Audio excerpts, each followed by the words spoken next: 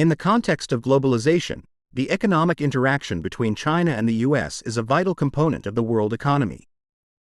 In recent years, as the political and economic relations between the two countries have become increasingly complex, the term decoupling has frequently appeared in various analyses and reports. What does this mean for China, often hailed as the world's factory?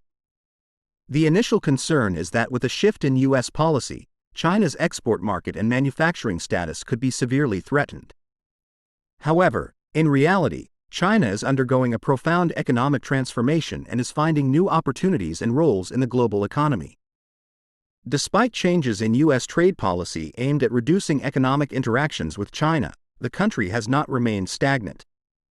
The US, in its pursuit of ensuring stability and security in the supply chain, especially post-COVID-19, has turned to deeper economic cooperation with allies and neighbors like Mexico and Canada.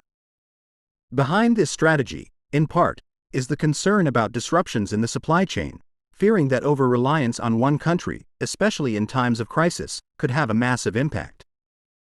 Yet, even in this scenario, China's exports haven't decreased but have diversified. For instance, China's exports to ASEAN, the EU, Japan, and South Korea are growing rapidly. This indicates that China is exploring and developing new trade relationships with other economies to hedge against the uncertainties of trade with the US digging deeper. The reasons behind this are multifaceted. First, China's economic strategy is evolving. Low-end, labor-intensive industries are being replaced by high-tech, high-value-added sectors. This shift is not only due to changes in the global economy but also aligns with China's internal industrial structure and labor market dynamics. With rising labor costs and improving education levels in China, many traditional manufacturing jobs are no longer attractive to the younger generation. They seek better working and living conditions, prompting the need for a profound transformation of the Chinese economy. As low-end industries move out, China faces new challenges and opportunities. This shift offers China a chance to further enhance its technological and innovative capabilities, moving away from traditional manufacturing. In conclusion, the decoupling of China and the US does not signify a decline in China's economy but presents a new opportunity. China is in the midst of a deep economic transition, seeking a new role in the global economy and laying a solid foundation for its sustained development. With rapid economic growth, China now boasts a significant labor force with higher educational levels. Simultaneously, there is growing emphasis on environmental protection, leading many companies to be reluctant to bear high environmental management costs. Since 2019, the textile and apparel industry, especially its mid to downstream sectors, has been gradually relocating to ASEAN countries. This migration reflects considerations from economic, environmental, and policy angles. Furthermore, the export structure of ASEAN countries has seen significant changes. Within their exported products, the value added from China has been on the rise. In 2007, this figure was only 1.6%, but by 2021, it had grown to 4.7%. This growth rate has surpassed the US and Japan, matched South Korea, and is nearly equivalent to the combined total of 27 European nations plus the UK. This indicates that although ASEAN countries have increased exports to the US, much of the benefits have been captured by China. This situation is somewhat reminiscent of the relationship between Apple and its manufacturer, Foxconn. While Foxconn handles production, the lion's share of profits goes to Apple. China is currently facing pressures to upgrade its industries. As low-end industries migrate, without industrial upgrading, there's a risk of industrial hollowing out.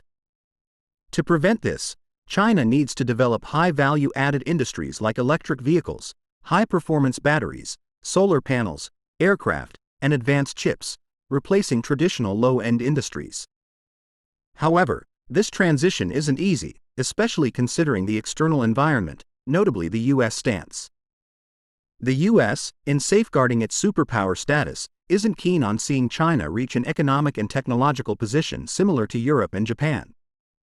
Hence, in the development of high-end industries, China faces technological restrictions and trade barriers from the US. For instance, in aircraft manufacturing, China has long been constrained by key technology limitations. Although China has attempted to break these boundaries through collaboration with countries like Ukraine, the US continues to thwart such endeavors using various means. Overall, China's industrial upgrade is both an internal technological and economic challenge and a strategic game with external major powers. The US purchases low-end industrial products using the dollar, allowing it to buy vast quantities of goods at low costs. Consequently, a large volume of goods and services flow into the US to maintain economic balance. The US must sell its high-end products, like airplanes and iPhones, at much higher prices to other countries. But why are these high-end products so expensive? It's because without marking up prices, the US wouldn't profit. For instance, the same labor that might cost 50 yuan in China might be priced at $50 in the US. This is due to the imbalance where I receive an abundance of labor and products from you, but you get far less from me. However, if China can one day manufacture airplanes, chips, and smartphones, then the US's position will be challenged. This is because high-end technology and industries are at the core of America's competitive edge.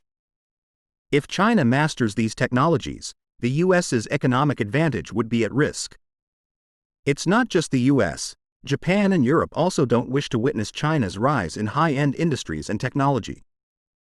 If China can produce high-value products and sell them at lower prices, the economic positions of other nations will also be threatened.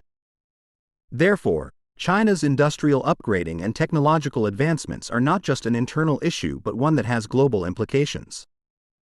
Other countries might take measures to limit China's technological progress to maintain their economic advantages. This competition is not just economic but also political and geopolitical. Because the rise in technology and industries signifies a rise in national status. Hence, this is a do or die competition with no middle ground.